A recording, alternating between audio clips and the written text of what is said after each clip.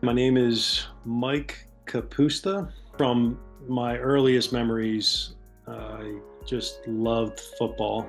I sort of found my identity as a linebacker. And so, for people who understand how football works, particularly back then in the cold weather state, back in the 90s, it was all about, toughness and running the ball. And as a middle linebacker, it was kind of like you're the guy who's supposed to run around and you're supposed to hit the ball carrier every single play. And you're supposed to be the guy who's, the toughest guy on the field.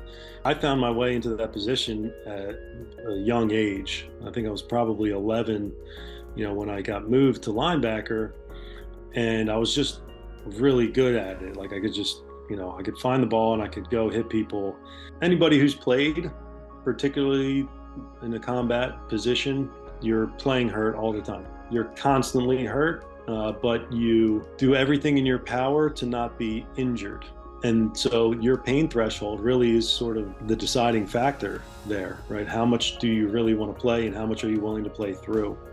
So in high school, I absolutely was beat up from doing what I did. And the recruiting process was also a really sort of intoxicating time, right? Because everybody's giving you attention and you're getting all these letters and coaches are coming to the school and you're getting called out of class to go meet with the coach. I had a permanent pass to our head coach's office that I could just go whenever because there's so many college coaches coming to recruit me and other guys on my team.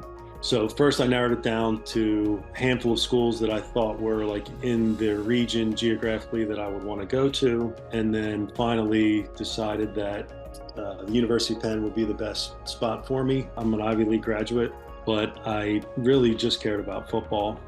And school was sort of something to do, obviously, because I had to play football. So I was actually consciously, purposefully using my helmet as a weapon to basically try to get the crown of my helmet, various aiming points, but usually the aiming point is the other guy's chin strap, right? So I want to get the crown of my helmet and I want to explode it through his chin. And if I do that, chances are I'm going to win the collision. It might hurt me a little bit. Actually, it does hurt more than you think when you're the one delivering the blow, but it definitely, I think, hurts a lot more when you're the recipient of it. And so that was pretty much every play for me. I hate to think of the damage that, could have been done to some of those people by me. Back then there was little to no regulation on practice by the NCAA. So we were hitting all the time and we were going first team against first team against second team against first team a lot in practice. And I think that took a huge toll. Even as a coach, there's times when I knew a kid shouldn't have gone back in the game. I could see it in his eyes, but he wanted to play. I wanted him to play because he was our best player at that position. And if he's agreeable to get back out there and play, then let's do it. And, if the trainer's not holding him out, I've wiped my hands of the situation, right? I'm not the medical guy. I'm just the coach.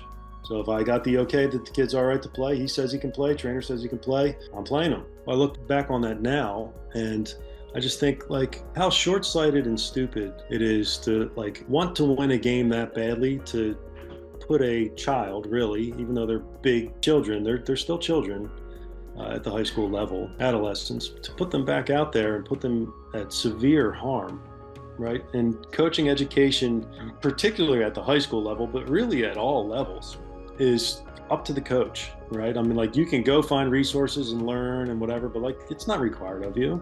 Imagine a coach, I don't know, let's say coach is my age or 10 years older or whatever, right? That means that they played in the 80s and 90s, right? When there was none of this awareness whatsoever regarding the potential future of guys who are hitting their head a lot. And so they only know the way that they were taught and they haven't really learned anything since. So what are they going to do? I get it. You want practice to look crisp.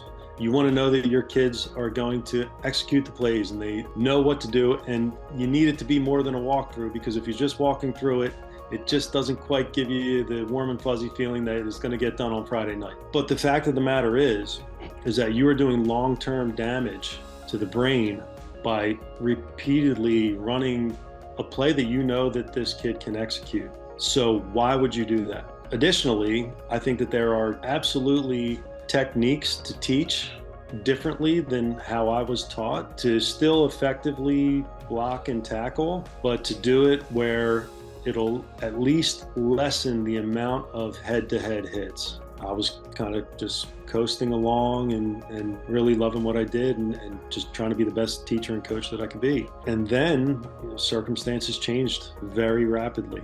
I got hit in the side of the head and it sent me in a downward spiral for a very, very long time, an extended period of time. And then COVID hit. It was definitely a blessing in disguise in the fact that now I'm home.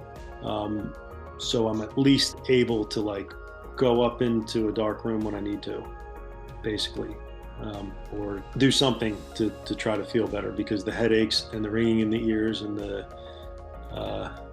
vertigo, this disorientation, the dizziness, the mood swings and rage, that stuff was just, it was not stopping. It was in some ways getting worse. What I'm experiencing in my condition was caused by me playing football and the way that I played. And that's a heavy weight to carry sometimes.